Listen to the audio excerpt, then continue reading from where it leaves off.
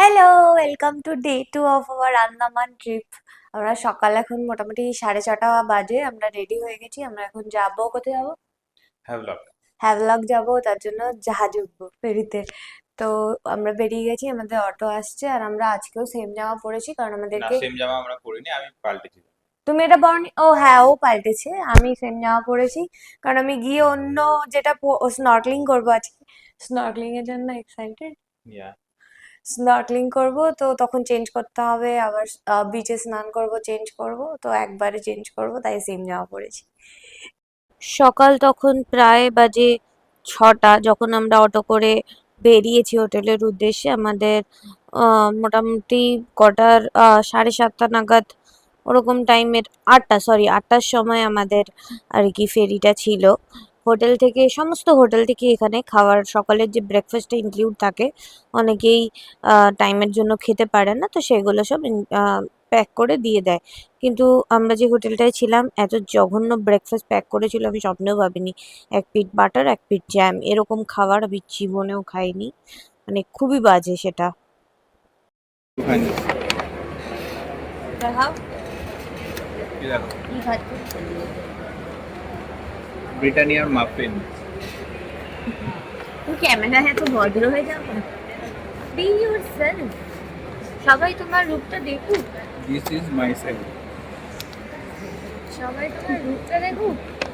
You disturb me, this is the reason you get to see my bad side. আচ্ছা, bad side না, তোমাকে বিরক্তিকর সাইডটা চেনা। ব্যাড সাইডটা দেখে কি হবে, ওটা অনেকেই জানে। বিরক্তিকর সাইডটা দেখাতে বলছি। কে জানে? ক্যামেরায় কি গুড হয়ে যায়, কি ভালো, ভদ্র, নম্র বর বাবা। আমরা গেছিলাম ম্যাক্রুজে। ম্যাক্রুজ সবচেয়ে ফাস্ট যায়, মানে সবচেয়ে তাড়াতাড়ি। এখানে ভিডিও করা অ্যালাউ ছিল না, তাই ওনারা বন্ধ করতে বলেছিলেন।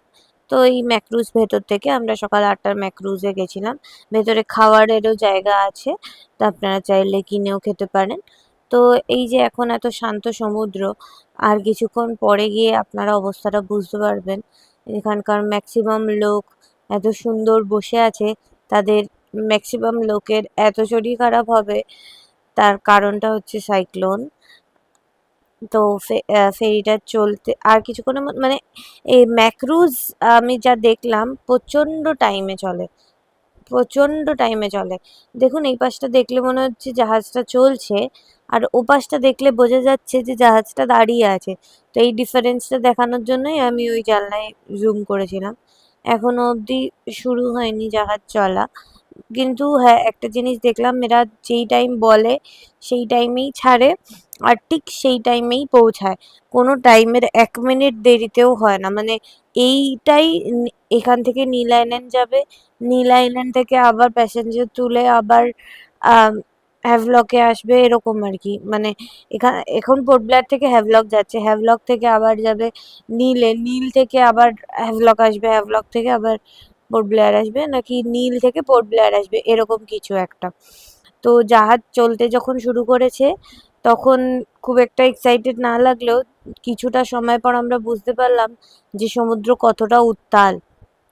মানে ভীষণ রকম ভাবে আমরা দেখছি আমাদের আশেপাশে সবাই ওই রোলার কোস্টারের মতো ভাইব দিচ্ছে, ওপর নিচ, ওপর নিচ, ওপর নিচ। মানে আশেপাশে সবাই তো রীতিমতো চিৎকার করছে, যেরকম রোলার কোস্টারে চিৎকার হয়। আর এই যে আমার পাশের জন হাসছে, ও যখন খুব বেশি ভয় পেয়ে যায় তখন এরকম ভাবে হাসে। মানে ভয় তো আমারও লাগছিল, কারণ আমার প্রথমবার। আমি ভাবিনি যে এতটাই ইয়ে লাগবে। আমার যখন শরীর খারাপ লাগে আমি তখন ঘুমিয়ে পড়ি। ঘুমিয়ে পড়লে আমি হয় ঘুমিয়ে পড়ি, নয় বকবক করি। আর আরেকটু কিছু দূর যাওয়ার পরে প্রচুর ঝড় বৃষ্টি যখন শুরু হয়, তখন তো অর্ধেক লোকের শরীর খারাপ হয়ে যায় এই যে এই সময়। কি সবাই মোটামুটি শুয়ে আছে, কারোর আর ক্ষমতা নেই, কারণ বাইরে তুমুল ঝড় বৃষ্টি হচ্ছে।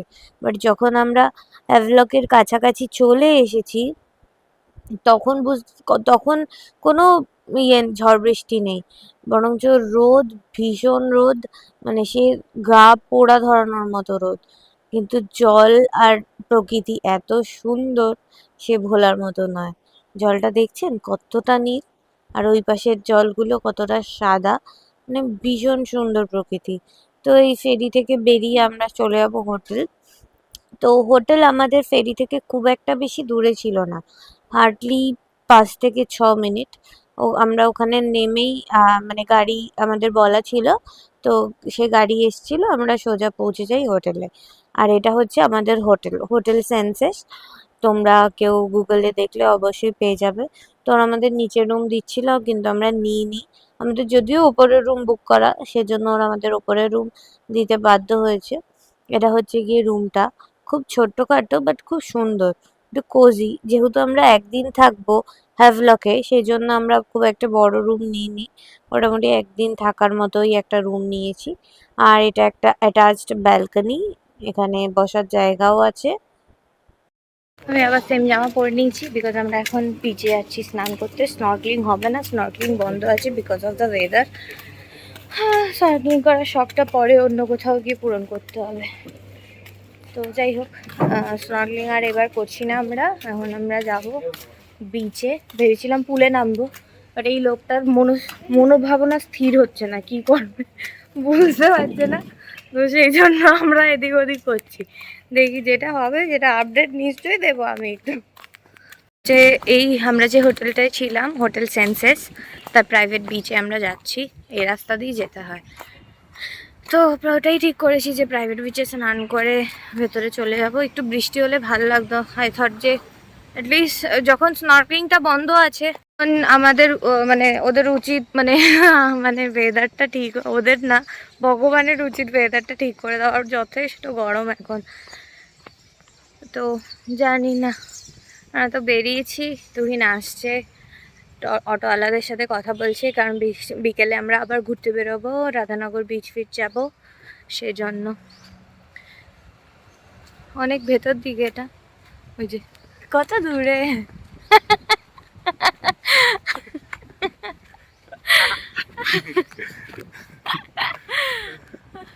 ভিডিও করছো? কি সুন্দর নিচে সানলাইট।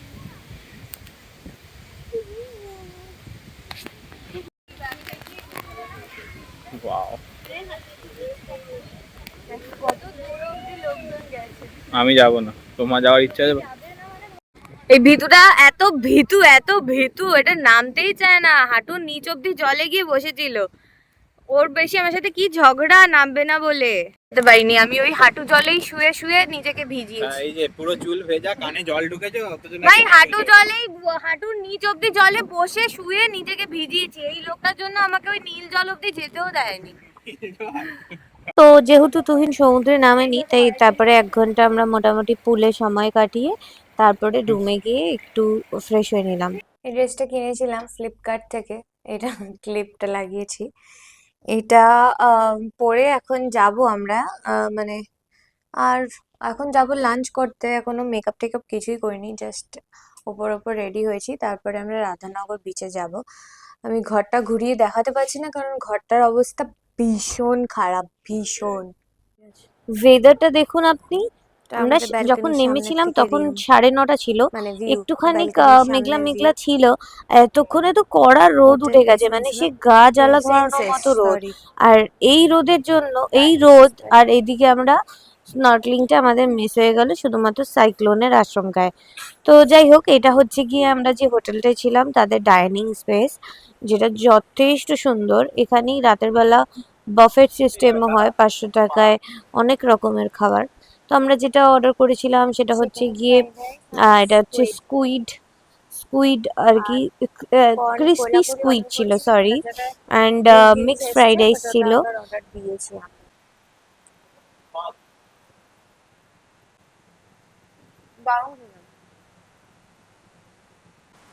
চাটনি দিয়েছে, একটা গ্রিন চাটনি, সসও দিয়েছে। তবে সস আর কাঁটা চামচ ছাড়া খেতে পারে না।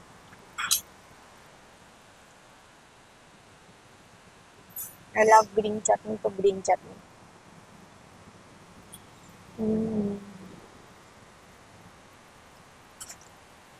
আমার তো চাটনি ছাড়া শুধু খেতে বেশি ভালো লাগে।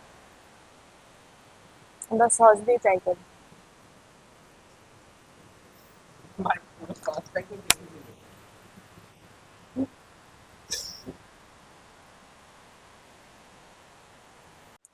এটা হচ্ছে আমাদের প্রন কোলাপুরি, আমরা অর্ডার করেছিলাম বাট ওরা পনির কোলাপুরি দিয়ে দিয়েছিল। তারপরে বেশ 5-6 মিনিটের মধ্যে আবার প্রন কোলাপুরিও চলে এসেছিল। So I'm trying Andaman's fried rice and prawn kolhapuri.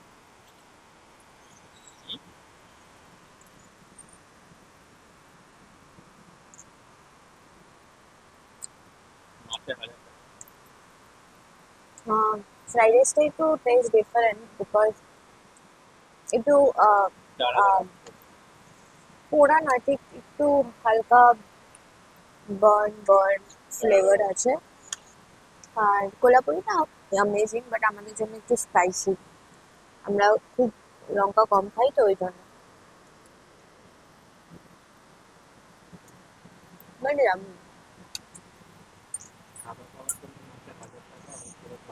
এখানকার সি ফুড খুব ভালো, তো আমি ট্রাইং দিস।